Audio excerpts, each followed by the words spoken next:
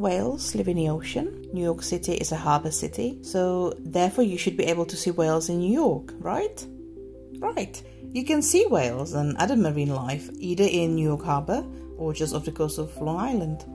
Not many people are aware of this, and there is a reason for it. It has only been the last few years that whales have returned to New York waters. In this video, I want to cover the history of whales in New York Harbour, why they have left, why they came back, and show you tips on how to best see these magnificent sea mammals. If you are interested, keep watching. If New York existed now, the way it did 400 years ago, it would for sure be a state park. When Henry Hudson first gazed upon this glorious scene of what would become New York City, he said, "This is a very good land to fall with, and a pleasant land to see." Authors of the book Manhattan states that Manhattan had more ecological communities per acre than Yellowstone, more native plant species per acre than Yosemite, and more birds than the Great Smoky Mountains National Park. It had all you would expect from a state park. Old-growth forests, stately wetlands, glittering streams, teeming waters, rolling hills, and abundant wildlife. It housed many species of animals, birds, and plants. There were beavers, wolves, and bears, just to mention a few. The waters were rich with fish, oyster, clams, mussels, and whales. Also porpoises, seals, and the occasional sea turtle. Whales were such a regular sight in New York Harbour that the 1705 charter for Trinity Church from Queen Anne included the right to claim any whales that beach on the sands nearby. So there were plenty of whales in the water of New York to start with. What happened to them? Two factors played the role in whales no longer visiting New York. Whaling was a thing.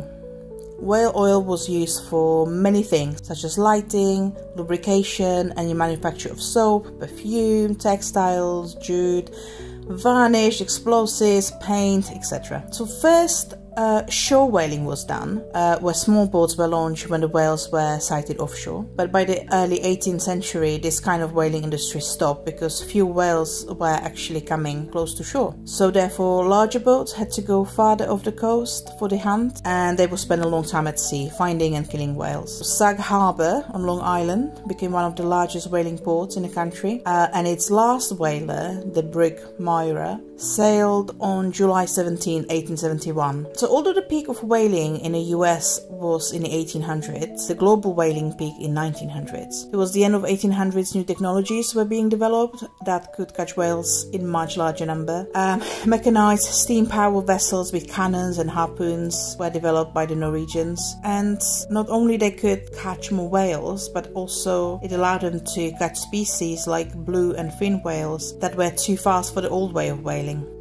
That this had a dramatic impact is an understatement. For decades, tens of thousands of whales were killed each year, and its peak in 1960s, humans were hunting 80,000 whales every year. That is 219 whales every day. It was obviously unsustainable, and it did not go unnoticed. 15 countries, Argentina, Australia, Brazil, Canada, Denmark, France, Iceland, Mexico, the Netherlands, Norway, Panama, South Africa, the Soviet Union, the United Kingdom, and the United States formed the International Whaling Commission in 1946. It was a good effort. Quotas were introduced. However, countries were not adhering to them, and whaling rates continued to rise, and by the mid-20th century, many species were drastically reduced in their numbers. So for example, blue whale was almost plundered into extinction. Its population fell from 300,000 to just 5,000. That is a reduction of 98.5%. And the fin whale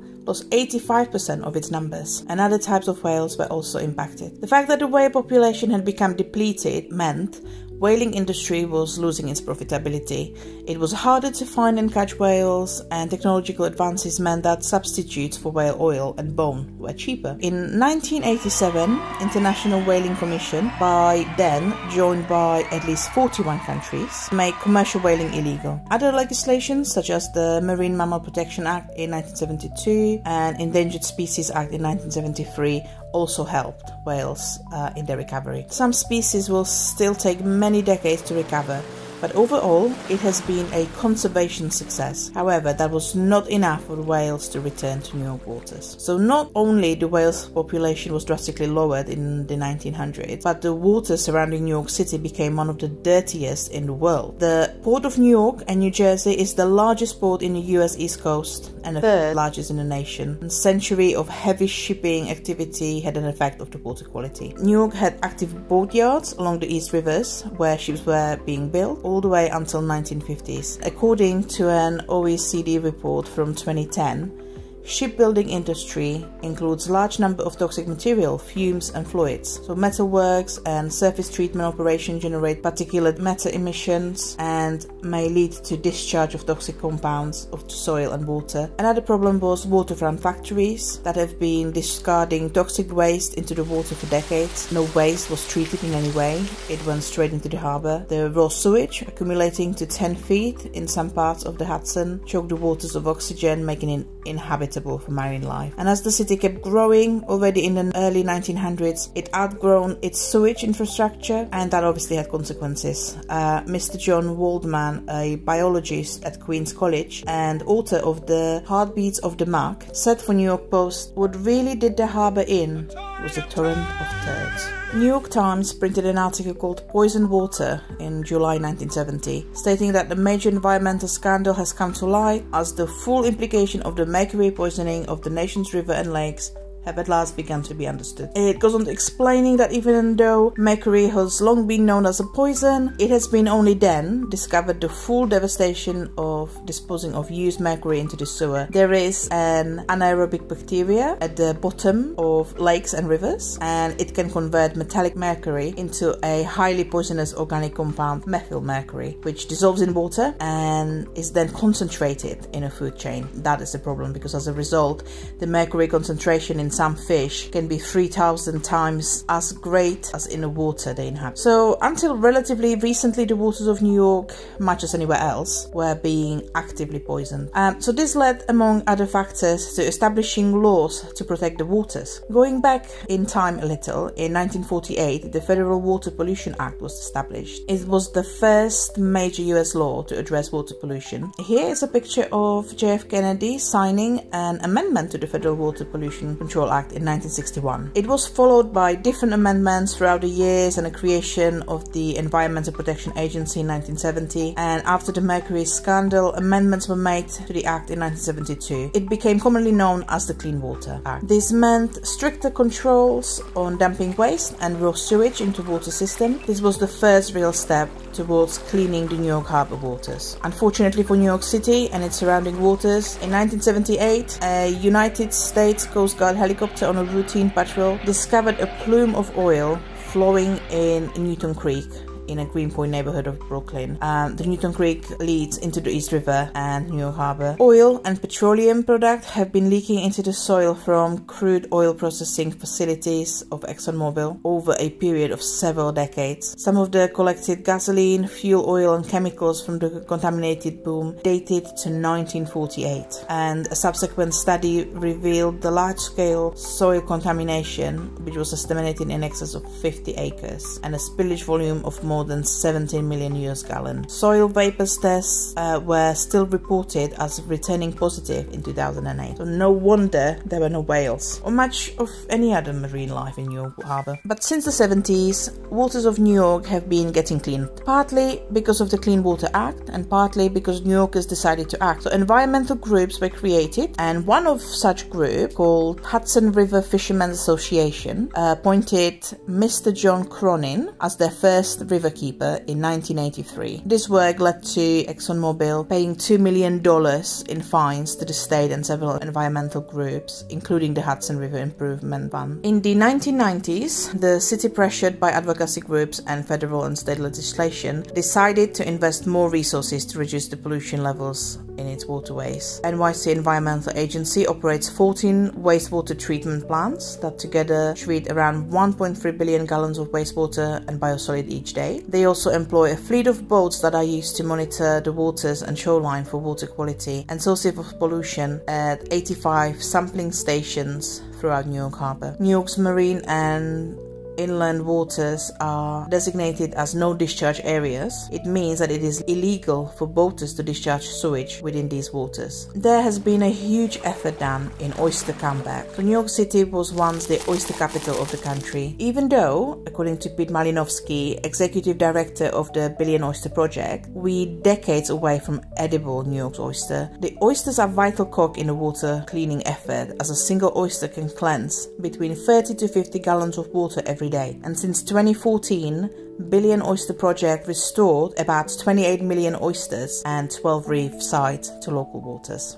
The ecosystem is responding to human efforts to undo and correct the horrid transgressions against nature. In 2011, the non-profit Gotham Whale recorded 5 humpback whales spotted over New York City. Since then, the number has soared. By 2018, sightings had jumped to 272. Less than a year later, 377 whales of different species were observed. It is a reaction in a biological food chain. Cleaner water means plankton, which provides a food source for krill and fish, so they are abundant in a bay, and that in turn attracts whales and other marine life because they feed on those. Yet another factor helped in bringing whales back to New York waters.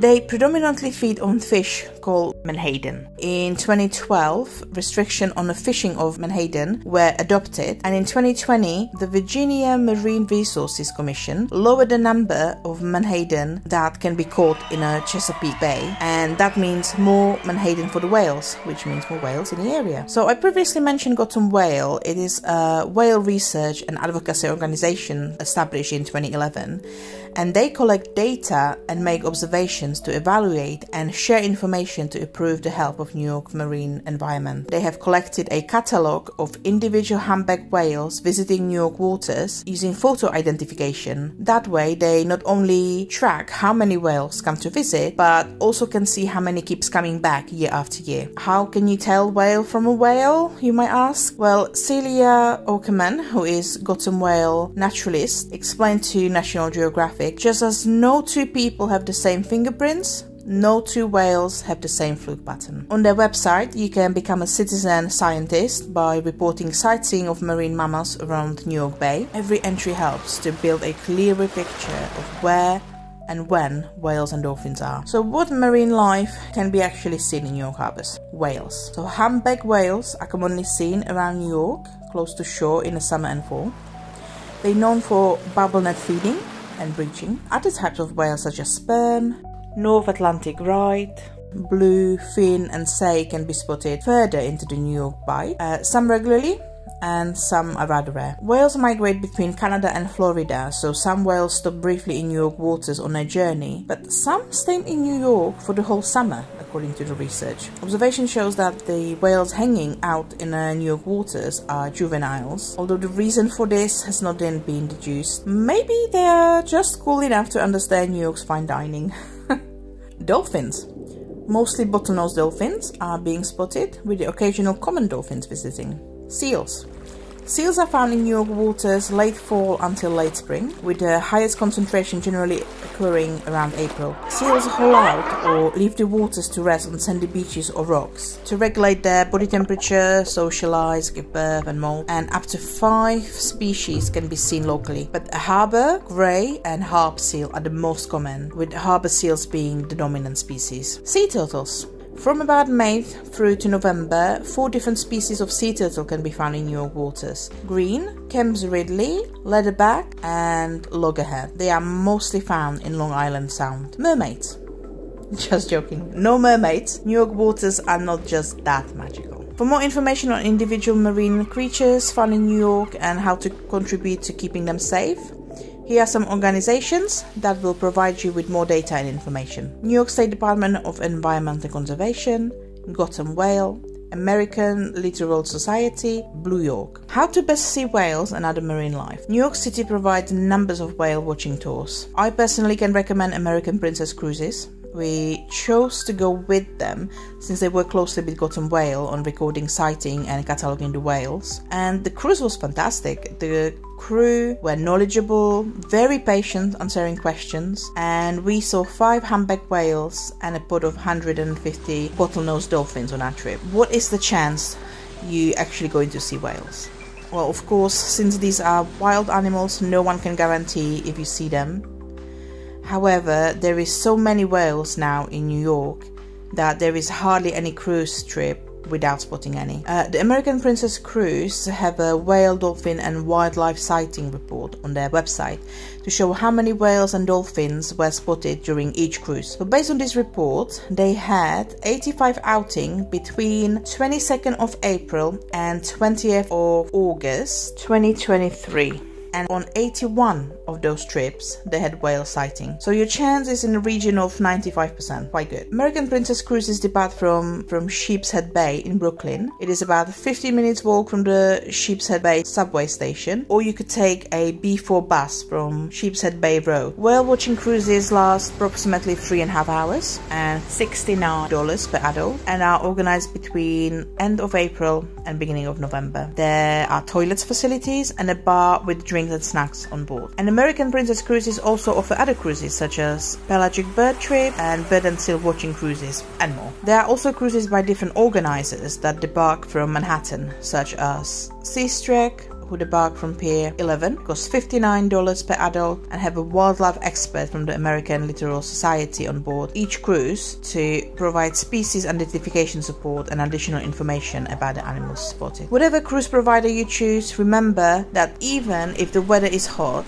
it gets significantly colder on the ocean, so bring a jacket or a jumper with you. Don't forget sunglasses, sunscreen, and if you want to, a sun hat. You want to be prepared to have a pleasant cruise. And if you have them, binoculars, if you can, camera with the zoom lens, and extra batteries. Happy whale watching! If you found this video interesting, give it a like, subscribe if you want to see more videos about New York, and comment.